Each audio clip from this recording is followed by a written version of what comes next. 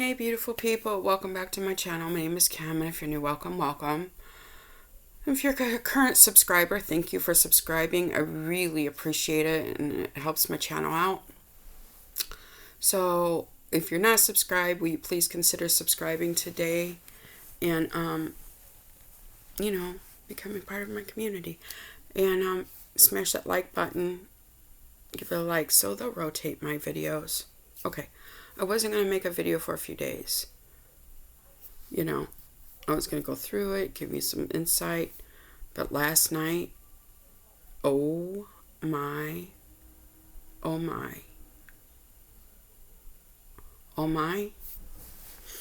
Okay, so the restless leg syndrome is so horrible for me when I'm going through. See, I think I'm going through withdrawals. I'm just not feeling them because of the gummies. But the restless leg syndrome has progressively gotten worse since I'm withdrawing from the opiates. And it was horrific. It was agonizing. It felt like torture.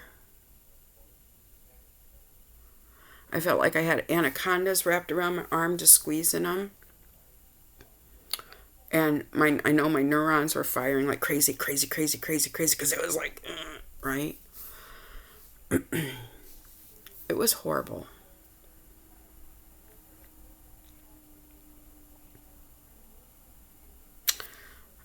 I took everything before bed. And, my ropenetrol, I'm on 2 milligrams. And I took a gabapentin. That's the one thing I haven't stopped taking. I did stop taking the tizanidine and the Zofran. And the Percocet. So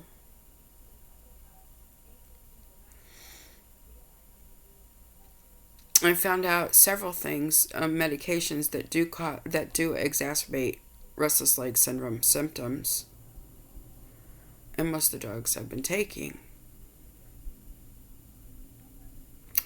That sucks.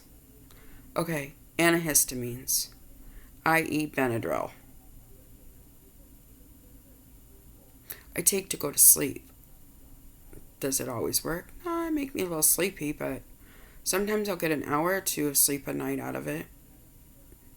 That's better than the alternative of not sleeping all night, which is, once again, killing your body.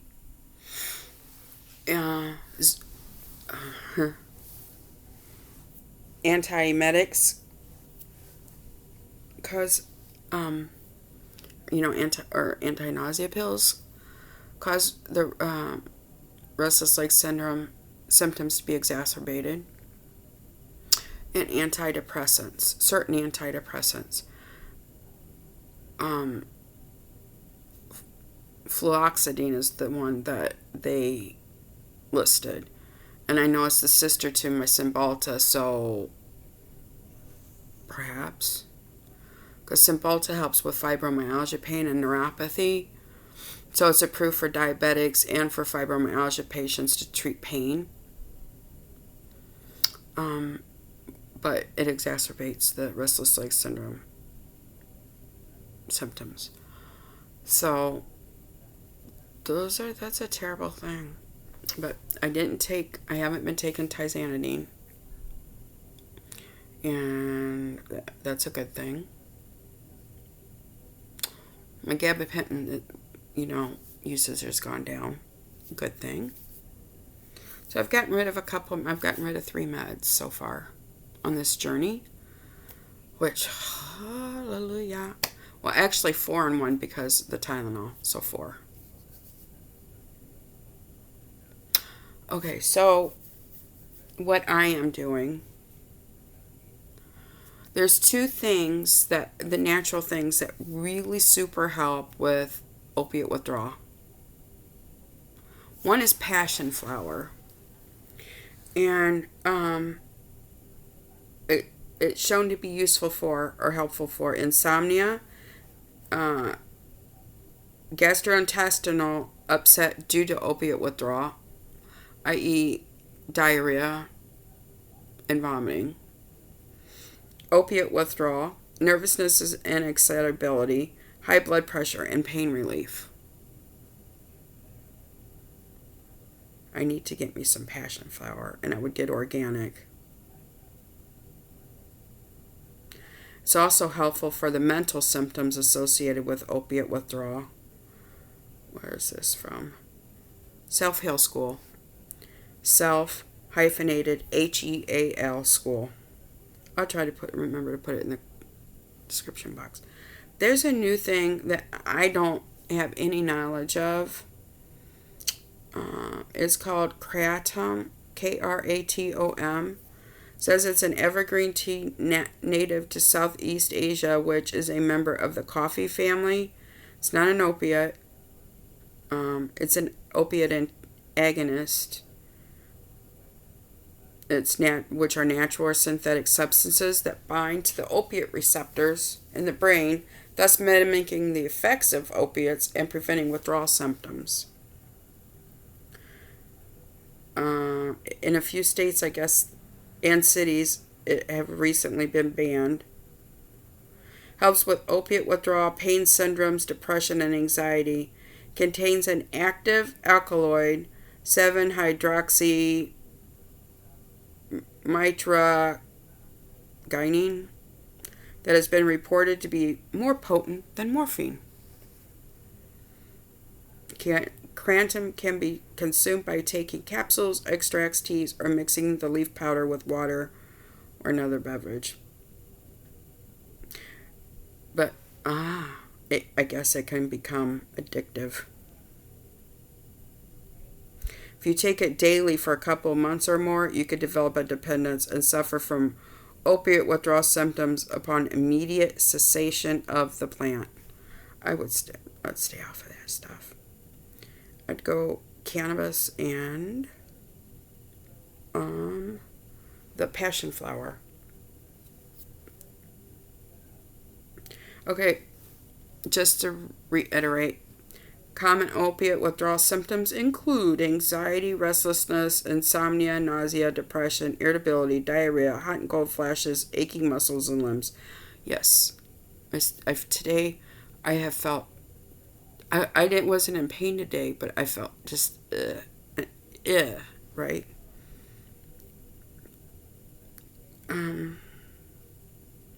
So,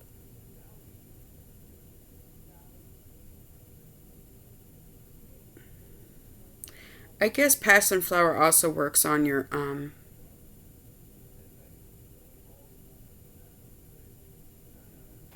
it will boost, during with opiate withdrawal, to boost your serotonin, norepinephrine, and dopamine levels.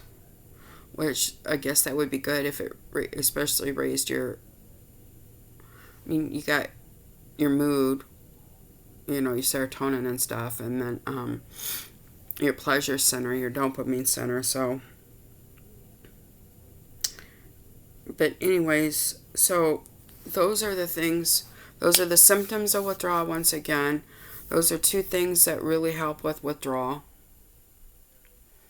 And, my doctor uses muscle relaxers, gabapentin, and a beta blocker to keep your rapid heart rate down. Last night I woke up and my bed was drenched. My t-shirt was drenched. I was soaking wet and I was hot and cold, hot and cold, hot and cold. So I do believe I am going through withdrawals. I'm just not feeling the agony and pain of it because of the gummies. But the restless leg syndrome, it's not touching, and I don't understand. Why would it not touch that, but it'll touch everything else? Because I have really, really, really, really... Ooh, look, those rings in my glasses. I'm sorry, there's a light over there. A new light. I gotta get used to using it. I don't know how to. anyways, I just wanted to give an update. This isn't going to be as long as my other videos.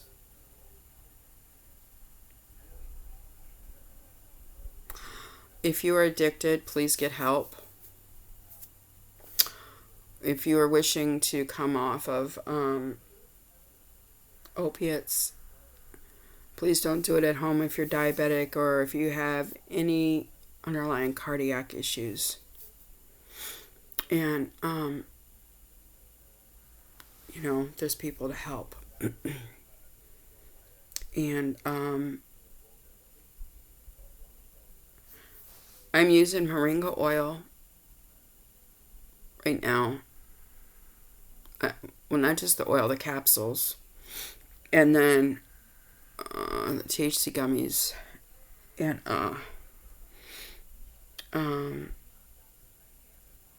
right now the gabapentin. But I'm going to be next week. Or wait a minute. Maybe tomorrow. I don't know. I think she said next week. Anyways, we're getting my CBD oil. So I can get it in my system by then. Hopefully the worst of the withdrawals will be over. But I've read, in research studies, that people that are on it long term can go through it for years. It takes that long for your brain to rewire. It's disgusting. It just upsets me. Like, over 2.5 decades on pain meds. When I could have not been on, well, at the beginning I had to be because I was in the military, so I couldn't. It was after they started the urinalysis test, so. And my number always came up in the random thing. Every time we had a urinalysis. And I was the one not doing anything. I don't know. So, having said all that, that's my update. Hopefully tonight I sleep better than I did last night. My legs are sore. Once again, listen, also, like if you got restless leg syndrome and you're going through opiate withdrawals, go get you some pain salve. I make my own. And pretty soon I'm going to teach you how to make it. So that's a video to look forward to. Go get some that's got a lot of like menthol, eucalyptus, that's in the Vicks, and because those are topical analgesics, and something that's got arnica in it because it helps with pain, and maybe CBD in it. Make sure it says that's at the top. These things are more towards the top of the list of ingredients because the further towards the top, the more of it is. When it trickles down to the bottom, you see the last few ingredients. It's just like, oh, and those are the good ingredients. It's like a dropper full, Okay. But arnica, CBD,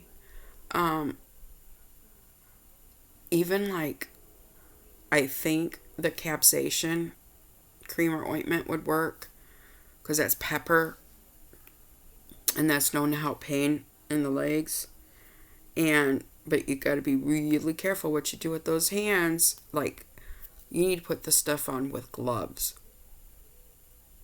because you go to the bathroom, you touch yourself by accident, and it's just a contact, because when that comes into contact with a little mucus, like, or whatever, it ignites it. So you'll need a fire hose to put that fire out. Happened to me, true story. Anyways, so that might help with your restless leg syndrome in general, right? Not even that's outside of the scope of the opiate withdrawal with it. So I don't know if there was anything else I want to say. I gave you the symptoms again. Gave you a couple of alternatives. I want to come off of that. I got to figure out, get this natural thing down. I got to get through the withdrawals first. But, because I want to come off of the ropenolol too. That's a bad drug, I think. I know it's for Parkinson's, but I mean, what's it doing to my brain? All these drugs have the potential to rewire your brain. It's like what is that little doll called? And you pull the string, like a puppet master. I think this was all by design, but that's another story.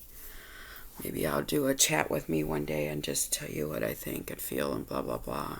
Maybe you'll like me after that. Maybe you won't. Maybe you just won't care. And that's fine too. We all have our opinions. I served in our military to uphold and defend the Constitution of the United States so that everybody would have the right to express themselves freely without being tortured or thrown in jail as a political dissident. So, anyways, no. Okay. All right. So I covered what I wanted to cover tonight. I'm going to go rub my legs down again and go get me a gabapentin and maybe eat a gummy. I'm going to bed. So, having said that, stay well, my friends. Until next time, bye.